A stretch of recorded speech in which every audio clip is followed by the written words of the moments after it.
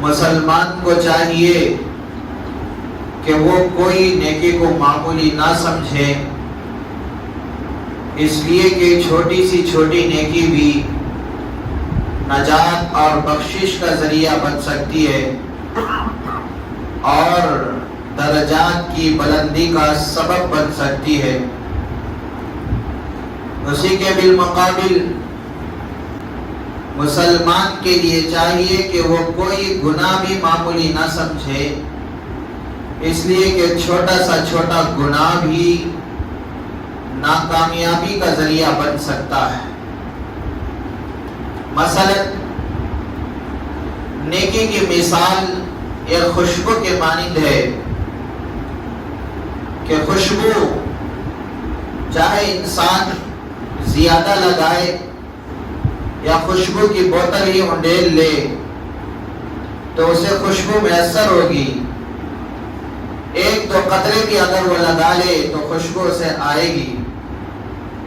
خوشبو تو خوشبو ہوتی ہے، اسی طرح نیکی ہوتی ہے، چاہے وہ نیکی بڑی ہو چاہے وہ نیکی چھوٹی ہو۔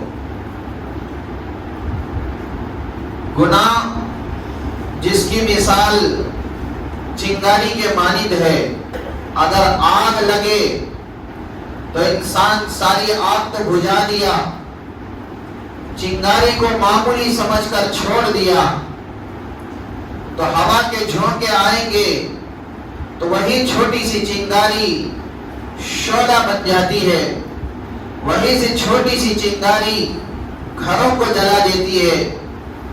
اور چنگاری کو معمولی نہیں سمجھنی چاہیے، جیسے انسان آگ کو نقصان دہ سمجھتا ہے ویسے چنگاری بھی نقصان دہ ہے، تو اسی طرح بڑا سا بڑا گناہ بھی ناکامیابی کا ذریعہ بنتا ہے اور عذاب کا ذریعہ بنتا ہے، چھوٹا سا چھوٹا گناہ بھی ناکامیابی کا ذریعہ بن سکتا ہے۔ ایک طالب علم امتحان لکھنے کے لیے بیٹھا تو اس کے نظر میں ایک ایک نمبر بھی بہت اہمیت کا حامل ہوتا ہے، ایک ایک نمبر بھی بہت قیمتی ہوتا ہے۔ کیوں؟